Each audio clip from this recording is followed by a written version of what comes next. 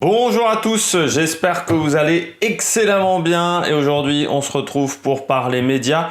Alors ça va être une vidéo un petit peu particulière, un petit peu plus courte que d'habitude tout simplement parce que je veux qu'elle soit forcément uploadée ce soir. Je la tourne là donc mardi 15 décembre, donc je veux qu'elle soit uploadée ce soir. En plus j'ai été emmerdé par le bug hier de YouTube parce que ma vidéo Formule 1 était uploadée à 70% quand YouTube a explosé.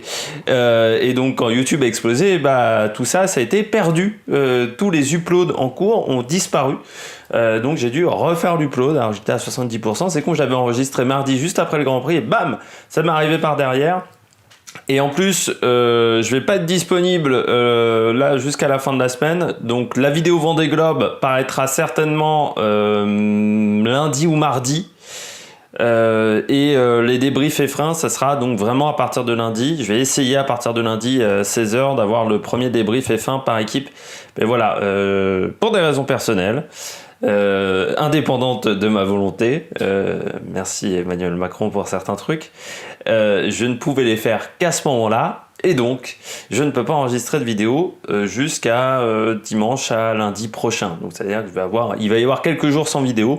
Ne vous inquiétez pas, il y a du contenu sur la chaîne en ce moment. Donc, vous allez pouvoir regarder des vidéos que vous n'avez peut-être pas forcément vues. Parce que, voilà, vous n'avez pas eu le temps. Donc, il y a les débriefs MotoGP. Voilà, il y a plein les débriefs F2, F3. Il y a des vidéos de cyclisme également. Donc, il y a un petit peu de quoi faire.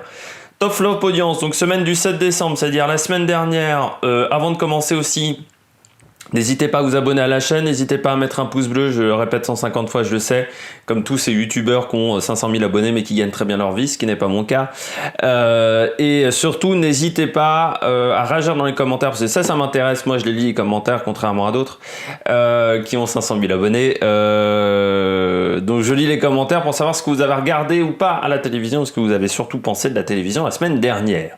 On commence au top de la semaine dernière, on n'aura que 3 cette semaine. Ça commence avec lundi M6, L'amour est dans le pré, 4 442 000 téléspectateurs, top 1.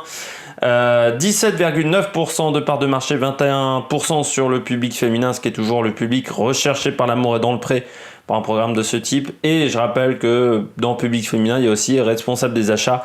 Et donc c'est très important d'avoir pour la publicité des bons chiffres sur le public féminin et en particulier sur la ménagère de moins de 50 ans. Je n'ai pas de chiffre précis de la ménagère de moins de 50 ans. Responsable des achats, parce qu'on est un petit peu faux cul et qu'on veut changer les termes. Mais en soi, la responsable des achats, c'est ce qu'on appelait avant la ménagère. Hein. C'est juste qu'on a changé le terme de manière un petit peu faux cul, parce que du côté des publicitaires, on a toujours la même idée, je dirais, de ce public-là. Sur le public féminin, donc record de la saison pour L'amour est dans le pré. Ce qui est intéressant, c'est que c'était c'est l'un des derniers épisodes de L'amour est dans le pré, c'est que les gens ont quand même suivi. Il n'y a pas forcément eu de grands pics. Sur la 4 442 000, c'était plutôt la moyenne de l'année dernière. Ça a peut-être fait un peu moins d'audience cette année, L'amour est dans le pré, il me semble. Mais en même temps, normalement, c'est l'été. Ça a fait un peu moins de part de marché aussi, mais normalement, c'est l'été également. Là, il y avait un peu plus de concurrence pour L'amour est dans le pré. Mais le public qui a regardé le début de saison à regarder la fin de saison et qu'ils ont récupéré au passage quelques spectateurs qui étaient très déçus des programmes que proposait TF1 en début de semaine ou déçus de ce qu'a proposé France 2 quand il n'y a pas Bodyguard. Donc on se retrouve avec un score plutôt de qualité sur un programme que moi je n'apprécie pas. J'ai déjà donné les raisons plusieurs fois dans ces vidéos. Mais Karen Le Marchand, ils ont quand même réussi à faire des bons scores cette année, ce qui n'était pas forcément acté, encore une fois, avec une concurrence un peu plus importante qu'au mois de juillet et qu'au mois d'août. On passe à jeudi, TF1, Balthazar, toujours au top, la série avec Thomas Sisley, 6 millions et Hélène de Fougerolles, 6 644 000 téléspectateurs sur le premier épisode, 27% de part de marché. C'est très très stable de semaine en semaine. Et ça fait toujours plus de 6,5 millions. Donc de semaine en semaine, ça ne s'éroule pas, malgré le fait qu'en ce moment, c'est plus qu'un épisode inédit et plus de 2 inédits, donc ce qui peut parfois provoquer des petites baisses d'audience, même pour le seul épisode inédit, qu'on va plutôt privilégier le replay à la diffusion en direct. Et bien non, avec Balthazar, on regarde en direct. Série française, plutôt bien tournée, là aussi j'en ai dit énormément sur Balthazar. Moi, les extraits, je rappelle que je n'ai jamais vu un épisode complet de Balthazar. Faut vraiment que je me mette un jour un épisode complet parce que pour voir vraiment ce que ça donne. Mais en ce moment, j'ai pas trop le temps. Beaucoup de F1, beaucoup de trucs à récupérer et le Vendée Globe en plus. En plus, c'est bien, je me rajoute du travail. Donc c'est voilà, mais il faut que je regarde Balthazar pour voir vraiment la gueule que ça a. Si je trouve que c'est plutôt un programme de qualité, mais je pense que c'est un programme de qualité. Des extraits que j'ai vu quand même des beaux extraits de 5-6 minutes. Donc je sais quand même à quoi ça ressemble un minimum. Mais c'est plutôt bien filmé, voilà, avec des bonnes scènes de cascade. Bon, vous voyez Thomas Sisley torse nu à chaque épisode. Ça, c'est pour la ménagère. Certains diront. C'est pour la cible féminine, ça, Thomas Sisley torse-poil. On voit beaucoup moins Hélène de Fougerolles en soutif. Déception pour les hommes. Bien entendu, comme si les gens ne regardaient les programmes que seulement s'ils voyaient des gens en torse-poil et des gens en soutif. C'est bien la vision de la télévision en 2020. Mais donc Balthazar, ça a fait une belle audience et voilà, 27% de part de marché. Je finis avec Vendredi, France 2, César Wagner. Là, on n'a pas vu Gilles Alma en soutif. 5 427 000 téléspectateurs, 22% quasiment de part de marché, 21,9%. Top 2 très fort, progresse en plus de semaine en semaine. Ce programme, César Wagner, ça a commencé à 4 millions 2 pour la rediffusion de l'épisode numéro 1. L'épisode 2 a fait 4 millions 8, l'épisode 3 fait 5 millions 4. Ah, vous voyez, il y a en plus, on gagne de l'audience. Et malgré tout, au départ, face à Koh-Lanta, là, il y avait District Z. Ils en avaient fait quand même la promo de District Z sur TF1. Donc, c'est vraiment une belle audience, une belle progression. Ça caracole en tête. La saison 2, je pense, va être en tournage. Un peu plus longue, cela, il n'y avait que 3 épisodes. Je pense qu'ils tenteront d'en faire 6 ou 7, un truc comme ça, 6 ou 8 des épisodes par César Wagner, pardon. Mais c'est une belle trouvaille de la part de France 2 parce que ils ont quand même des séries qui vieillissent. Je parlais de Candice Renoir, 8 saisons du côté de Candice Renoir, je l'avais dit je crois la semaine dernière ou la semaine d'avant, donc ça commence un peu à vieillir, donc il faut trouver des programmes qui peuvent prendre la relève le vendredi, et là ça a plutôt fait une belle audience. Après ce magnifique cut, je suis de retour. Oui, un petit coup de téléphone. Alors donc César Wagner, ça marche bien, ça a progressé, c'est vraiment un programme intéressant. L'année prochaine on le retrouvera. Ils ont trouvé un programme de rechange par rapport à Candice Renoir et des programmes qui commencent à vieillir, donc c'est vraiment très intéressant du côté de France 2. On passe au flop. Lundi, France 3, documentaire sur Simone Signoret, Yves Montand et leur histoire d'amour avec une sorte de romance cachée un petit peu avec Monroe et Miller. Et ça fait 7ème au niveau des audiences, 1 097 000 téléspectateurs, 4,6% de part de marché. Premièrement, c'est un documentaire sur un thème, Simone Signoret, Yves Montand, qui je pense n'intéresse plus grand monde aujourd'hui parce qu'il y a déjà beaucoup de personnes qui ne savent pas qui sont Simone Signoret et Yves Montand en 2020, donc c'est quand même plus compliqué pour attirer du monde. C'est une histoire qui est connue en plus. De ceux qui connaissent Simone Signoret et Montand, ils connaissent un peu cette histoire, donc c'est pas une histoire cachée, c'est pas une histoire extraordinaire. C'est le cinéma des années 50, 60, c'est aussi un cinéma qui aujourd'hui il n'y a plus que les fans vraiment hardcore de cinéma qui connaissent cette époque-là en termes de film. Donc c'est assez compréhensible que ça fasse pas une audience spectaculaire. Ça fait quand même 1 million, ce qui est quand même une belle catastrophe industrielle, on pourrait dire. Mais je suis pas sûr que France 3 misait énormément sur ce documentaire. Mardi, TF1. La TF1 misait beaucoup plus sur ce programme. Avec la rediffusion de Retour vers le futur, ils vont faire les 3 épisodes à la suite. Eh bien, ça n'a fait que 2 772 000 téléspectateurs, 12,2% de part de marché, top 4 au niveau des audiences. Le film avec Michael J. Fox, nom de Zeus, ça n'a fait que 2 millions. Retour vers le futur, c'est assez surprenant pour moi parce que je pense que c'est une saga qui est culte, aussi culte que par exemple Indiana Jones, que ces films des années 80. C'est un film, alors je l'ai pas revu, mais pour moi, je l'avais vu il y a une quinzaine d'années, quand j'étais petit, mais pour moi c'était plutôt dans le temps. Alors peut-être que ça a mal vieilli, mais j'ai pas l'impression. Moi à l'époque je l'avais pas vu en HD, on était toujours sur des cassettes VHS, voilà. C'est assez surprenant que ça ait fait aussi peu de score, je trouve. En plus c'est pas un film qui est rediffusé, j'ai pas l'impression que c'est un film qui soit rediffusé très régulièrement. Donc voilà, ça me surprend que ça fasse un score aussi petit.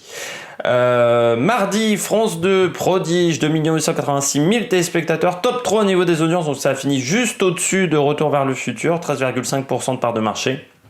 Vous savez, Prodige, c'est ce concours de musique classique, de danse contemporaine, de violoncellistes avec des enfants. Donc tout ce que j'adore, un concours avec des enfants.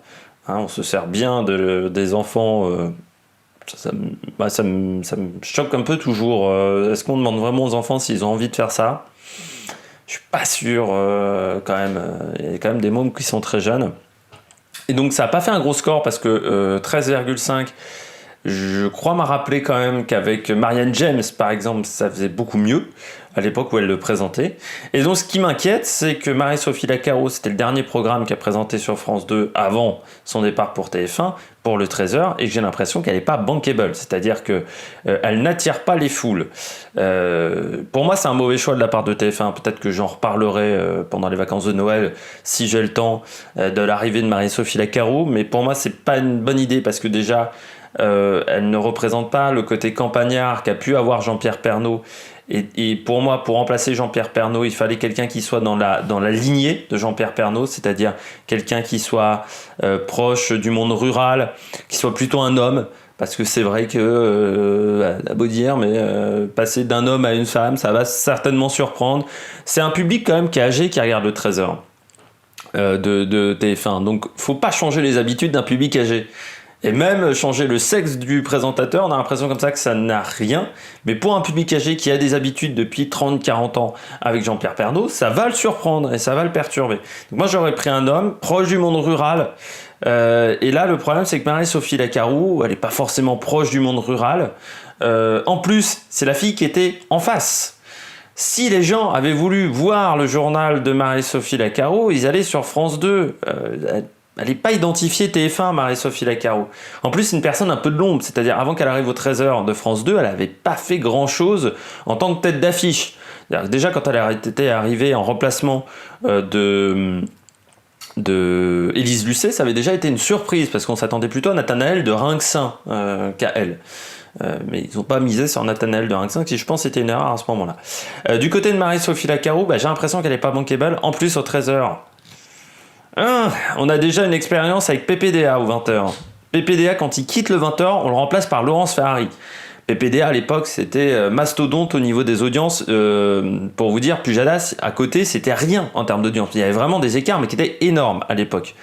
Et quand c'est Laurence Ferrari qui arrive, elle s'est fait, mais alors, démonter. Alors, il y avait des critiques qui étaient justifiées, il y avait des critiques qui n'étaient pas forcément justifiées avec Laurence Ferrari, il y avait des critiques qui étaient quand même justifiées. On pourrait beaucoup plus la critiquer aujourd'hui qu'à l'époque. Aujourd'hui, elle est vraiment très critiquable dans sa manière de faire du journalisme sur CNews. Enfin, du journalisme. Dans la manière d'animer des débats sans queue ni tête. Mais du côté de Marie-Sophie Lacaro, j'ai peur vraiment parce que, en plus, en face, France 2, ils ont misé sur... alors, ils ont peut-être pas misé sur le meilleur cheval. Moi, j'aurais plutôt misé sur Thomas Soto pour France 2. À 13h, parce que Thomas Soto il a un côté sympathique, je trouve qu'il a un côté sympathique, et quand il remplace Delahousse, il fait des très très bons scores, il fait des meilleurs scores que Delahousse. Donc pour ce journal, en plus il aurait peut-être pu amener une petite touche d'humour qui le caractérise assez bien, donc ouais.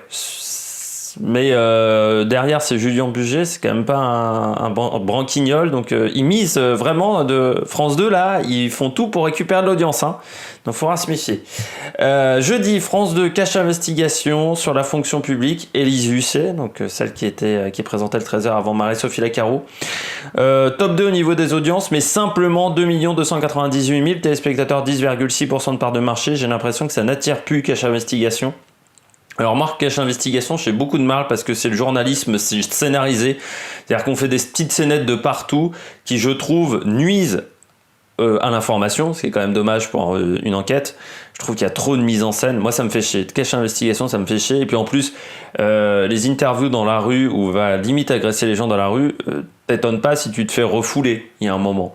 C'est-à-dire que moi, si on me fait chier dans la rue, je vais tendance à pas être très sympathique. Et donc elle reproche ça à d'autres personnes. Alors que elle, si on l'interpelle dans la rue, je suis pas sûr qu'elle apprécie non plus.